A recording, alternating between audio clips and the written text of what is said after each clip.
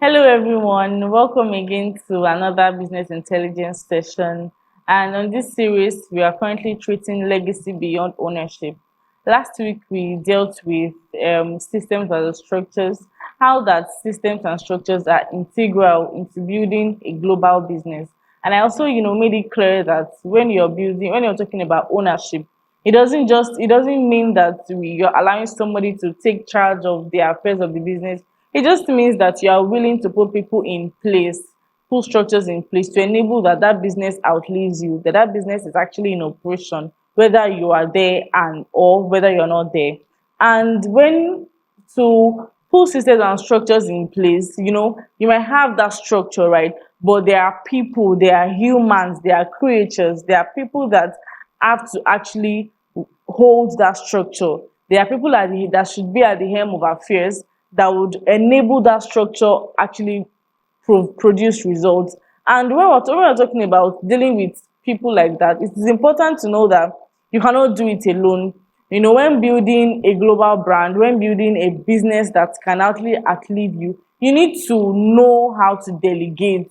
And that's what we're going to be treating today, the art of delegation. Delegation is something that you can't do without if you are not contented with the way you are currently running your business. If you want to grow, if you want to have a business that whether you are there or you are not there, it can run perfectly fine. I mean, they can keep taking orders, they can keep delivering products and services to customers without your input. You need to know how to delegate right from the stage that you are. And what is delegation? Delegation is, passing the responsibility of getting a task done to another person. You cannot be the hero every time. You cannot be any one man person. Like I always say, like there is no one man business, no one man brand that grows above the ground level. It will just remain there. Why? Because for things to actually grow, it's just like a staircase. Like when you're climbing up a ladder, there is a step before another step. If you want to grow in business, there has to be people at the helm of affairs that can help you, that can assist you. For you to be on the third stair of a ladder, there has to be a second and first stair, isn't it? So you cannot just jump to having a grown business without having people in place.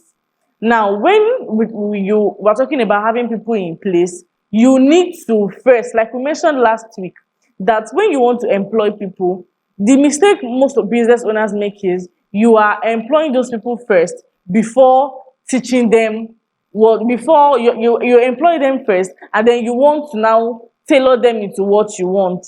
Whereas you are meant to first spell out what you want for your business. Then you have a checklist. Now that checklist is what is now going to help you in getting people that would run with that structure. But some of you are employing those people first, then you are now saying let's see how it goes. You don't just see how it goes. You have a proper plan, like a structured plan. So delegating basically means that you are passing on the responsibility of a particular task to somebody else. And when you're doing that, you need to make sure that those that you are delegating those tasks to are actually worth it. You don't delegate an accounting function to someone that does not have a basic background knowledge in it. You cannot delegate a marketing function to someone that does not have experience in marketing. So it is important when it comes to delegation, it is important to make sure that those people that you're even delegating to, they are what. That's why I said you have a checklist. You don't just run with employing people and then you're now trying to see how it goes. You need to first ensure that you have a checklist, you have a plan on ground, and then you are making sure that the people that you are going to be employing, they are like helpmates for you, right? They are not people that you are doing a favor by employing. They are people. It's a business transaction. It's purely business. There's no emotions when it comes to employment. You are not employing them to do them a favor. You are employing them for them to help you. You are employing them for them to help you in building that brand. So it is purely logical. You are not doing them a favor by paying them salary. You are meant to pay them that salary. They are also not doing you a favor by putting in their best. They are expected to put in their best. Now, you need to first acknowledge, like I said earlier, like you need to first acknowledge that you cannot do this thing alone. There are different aspects, different departments to a grown business. There is the marketing department. Under that, you have people that will bring in sales. You have the social media, that's the online marketing. You have websites. You cannot do all of those things alone if you want, to actually grow.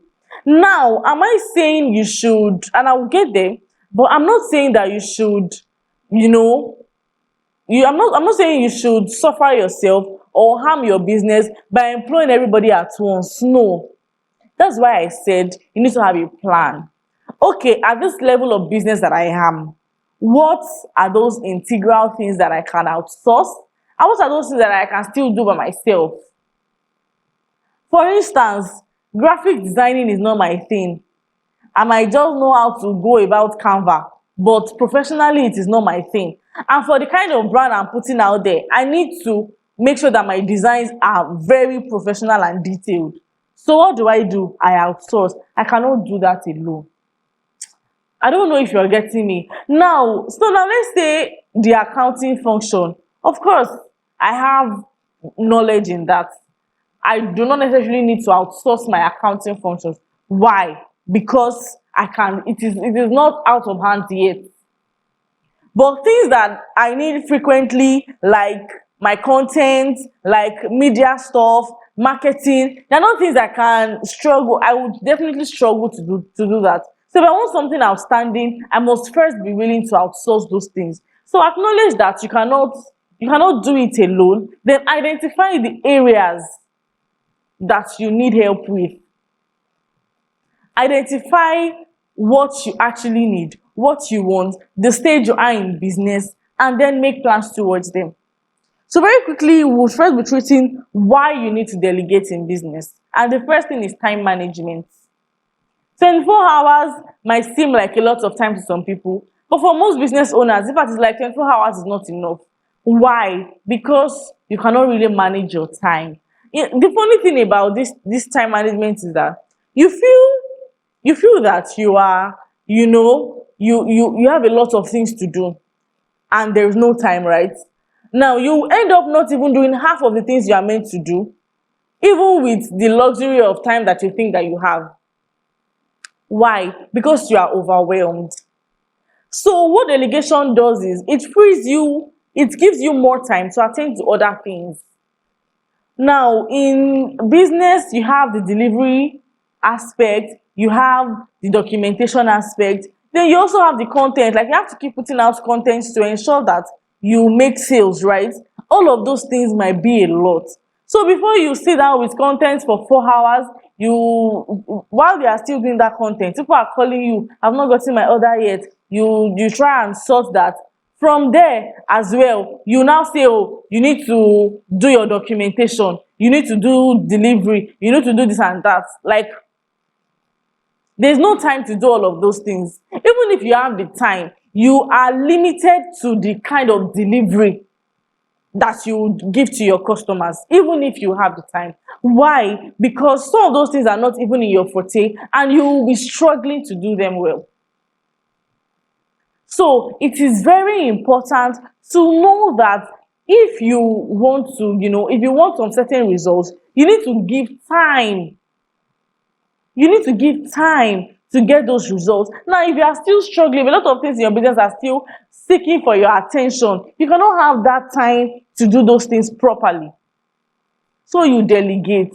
So you have somebody in charge of, let's say you have an office assistant that can at least handle deliveries, that can get documentation done, so that you are paying. Okay, now you have more time for content creation. Now you have more time to research the problems. You have more time for documentation. You have more time to research problems that your customers are facing for you to be able to solve them well.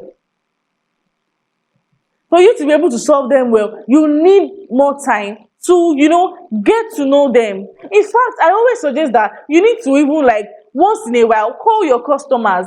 Get to know them, try and have a relationship with them. But when a lot of things in business are seeking your attention, how do you have time for all these things? You won't.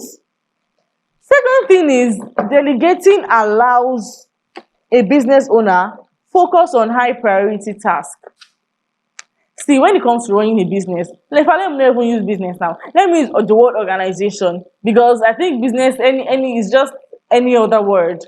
It's no longer carrying weight. But if you really want to run an organization, you need to delegate so that you can have more time to focus on high priority tasks. Organization is not just about buying and selling. It's not about, oh, you are buying, you are selling, you are, no, that's not all about it. There is a lot more, because when you are delegating, I was telling someone that she's like, oh, she's standing on half legs. She does not even know how to run this business. She knows that she's ripe enough to get a star, but I'm like, to be very honest, right? You just need to start first. Even though, having employees and having people to help you with running your business can open you up to more tasks. Because when you're having people to manage, you now need to focus on, setting the culture of your organization, setting the tone of your organization, balancing authority and responsibility, all those operational management. That is another challenge when it comes to delegating. So now it is important that if you want to grow, you need to make sure that you have enough time to focus on higher priority tasks. There is branding there.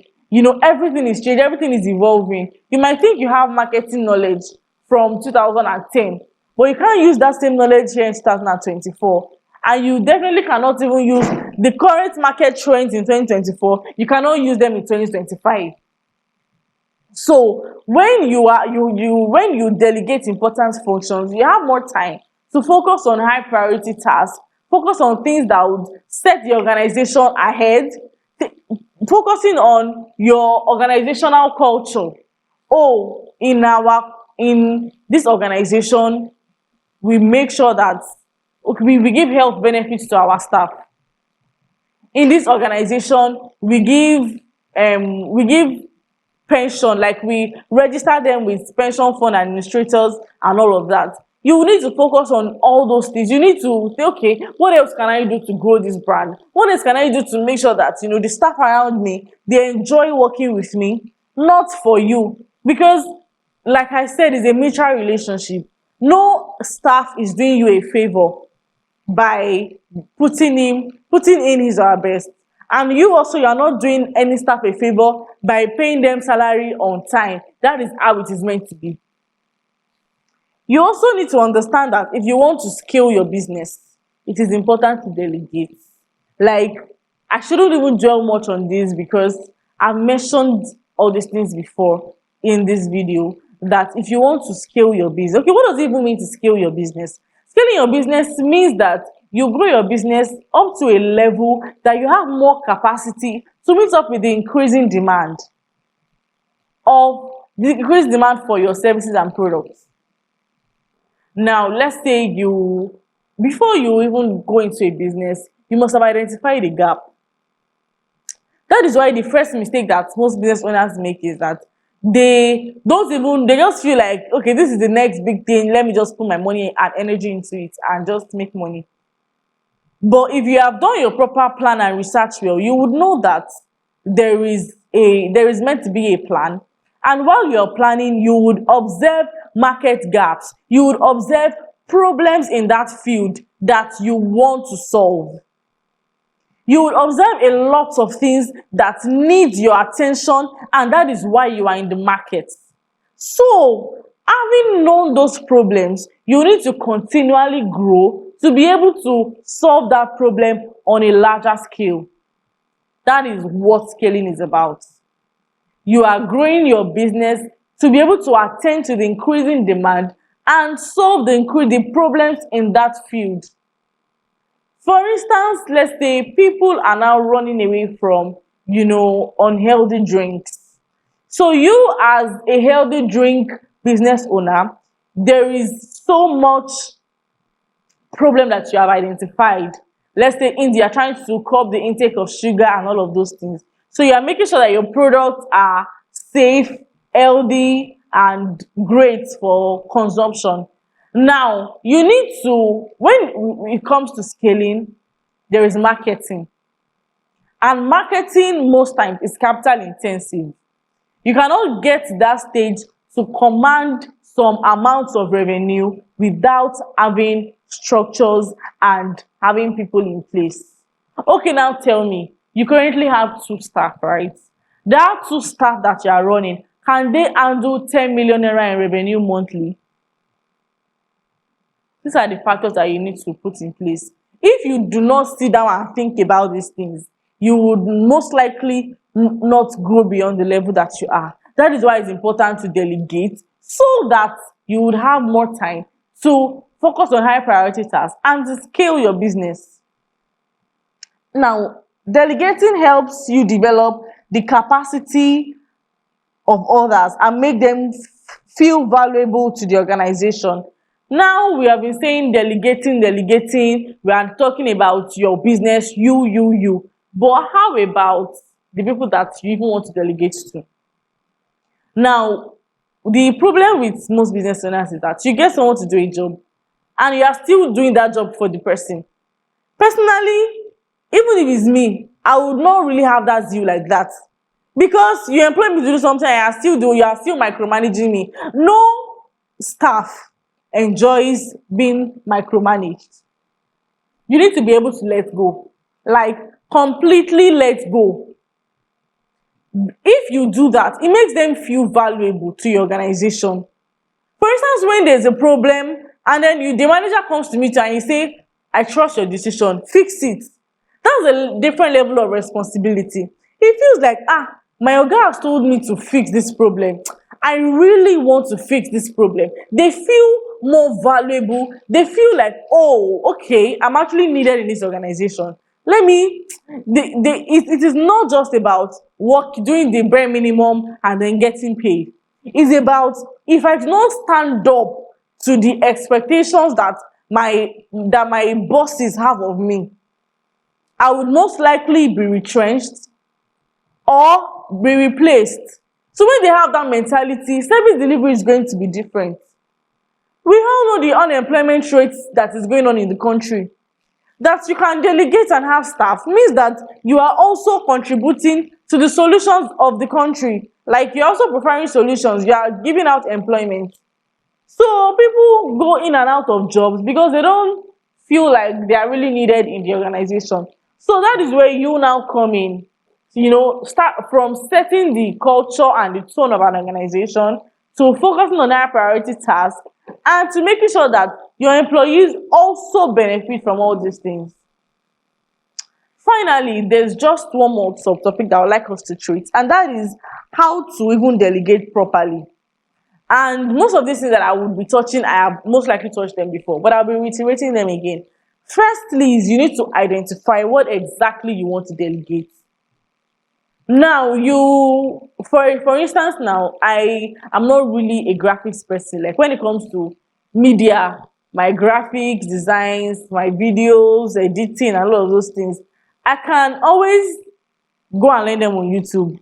But I cannot go to YouTube. I don't have the luxury of time to start learning, to start practicing, to start making mistakes and going all over again. So I acknowledge that I can't do this part alone. So I delegate it. Now, I have a basic understanding of what I want to delegate, so that the people I am delegating to will not just throw any rubbish at me. Why? Because I have an idea of what I am delegating. So I know that, okay, a graphic design should not be tacky. It should be presentable, should be readable. People should be able to relate to it as soon as they set eyes on it. So whenever I see a design that does not fit into what I want, I reject it. Like, I tell them to walk around it again. So firstly, have an idea of what exactly it is that you want to delegate. Have an idea of your expectations. For instance, if you as a manufacturing-based company, if you're hiring a production manager, you have an idea of how you want your production to be, how seamless you want it to be from this department to this department to this staff. That is your channel, and that is why you cannot delegate without having proper structures and systems, which is what I have explained in the previous video. So you need to understand what it is that you want, have an expectation of what you want to delegate, and then you can now delegate it. So, but you're going to be frustrated if you are just delegating without having an expectation, because that way you cannot even properly tell the person that you delegated to that this thing now I'm not enjoying it, because even you yourself, you are confused. So how much more them? Secondly, make sure you understand your expectations exactly. I've mentioned that. Like, you might not know exactly how to do it. For instance, I might not know exactly how graphic design is being done with all these Adobe or whatever it is that they use. I might not know how it is being done, but I know what I want. I know where I'm going. So when I have that in mind, I can always make sure that everything is being curtailed, everything is working as planned. Now, clarify your priorities. It's very important. In that, there are some things that you think you are right for, but you are not actually right for it. That is why it's important to prioritize when it comes to delegating. You don't just put out vacancy and say you need production staff, you need cleaner, you need accountant, you need manager, you need marketing or social media manager, you need everything. You need to prioritize, okay, one at a time. What is the most pressing need at the moment? What is that task that I so much struggle to do and it is of utmost importance? First, what is my most pressing need?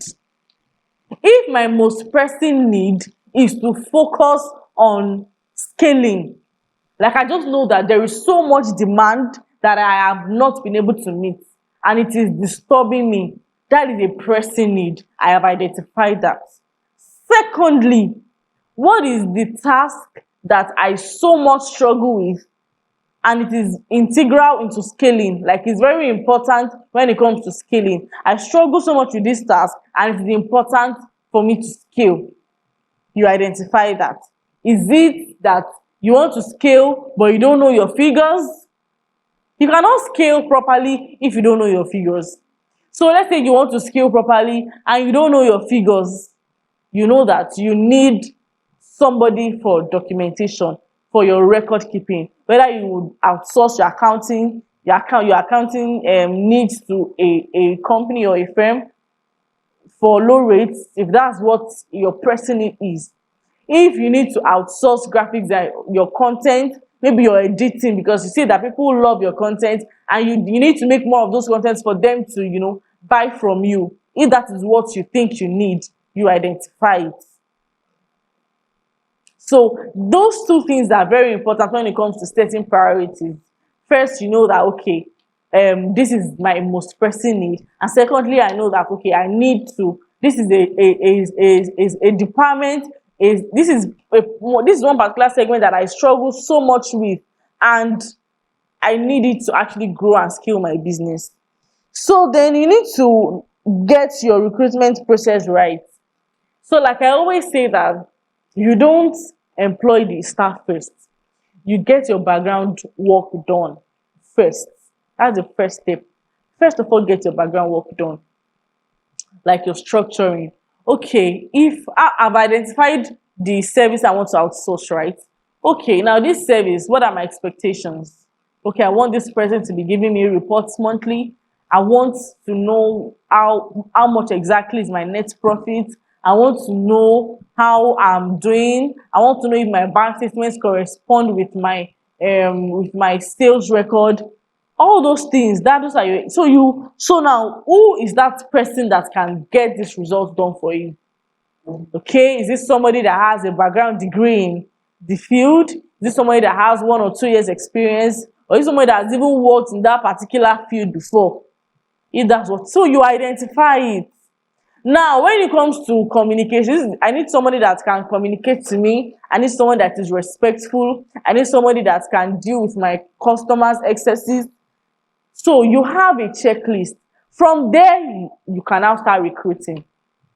Now, I always say that when it comes to putting people in place, this is tricky, right? Because you cannot do everything at once. Like what I mean is identify the stage your business is, but for a reasonably grown business, it is not ideal to have just one person at the helm of affairs. Like break the process and make sure that if somebody in a department is not available, there is another person that can substitute or stand in the gap in the meantime before you get a replacement. That is why it's important to have recruitment agents at your beck and call, like have them on ground so that when you notice, because frequent communication with your staff, you will know who is about to resign. That's just it. Like when you're really enough with them and you communicate well with them, you know, oh, this person is giving me sign of I'm going to resign soon. And you get your recruitment process started so that you will not have problems, and then people will now you have too much vacant positions. Then provide context and guidance. So when people are like, I always say that when people really understand what they are meant to do, service delivery is going to be different. And why is that? Because you have provided context and guidance for them. They know what it is that they are meant to do exactly. Like they understand why. For instance, now let's say you have a target of making 10 million in a month. Does your staff, those that are working with you, do they even know you have that target? Now, if they don't know that you have that target, they'll just keep doing the bare minimum. But when they know that, when you have given them context that, okay, we need to make this target this month because we need to get some things. If you make the target this month, you would all be given incentives. I would do this, I would do that. Like if you give them, you don't need to tell them what you want to use your money to do. No, that's not what I'm saying. I'm just saying that provide context and guidance for them. Okay, we need to get this job done so that we would be on the top of our customers' mind, so that our customers can always come back. When these things are being communicated to them, they have a sense of responsibility. At least they know, they are aware. It's not like they are not aware. So that is why context and guidance is very important. And training, investing in training, like this is going to be my last point for the day. And when it comes to training, business owners run away from it because they are like, training, or if you train staff, they are going to leave, they are going to do this and that. And in our the next series, the next video after this, we're going to be talking about training versus leadership, where I'll really break it down. And when it comes to training, it is not for the staff, it is for your business, because they can only give what they have, they can't give what they don't have. So you can force them, you can coerce them enough for them to deliver some things to you. But if they don't have those things, you cannot force those things out of them. If they don't have it, you can't force those things out of them. So that's why it's good to invest in training. Like you train your staff as frequent as you can. You make sure that they are given the right help. You are investing in them. You are investing in your business, not necessarily in them. It is when they are grown to a certain ability, to a certain capacity, that is when they can now give more to your company. That is when they can offer more services, offer more efficient and adequate services to your business and company. And that would be it on this particular series. The next video will be talking about training versus leadership, and how to train your staff, when it is needed for you to train your staff, and how to really go about it. So thank you for watching. My name is Blessing Atondare again. Kindly like, share, and subscribe to this channel for more videos. Thank you.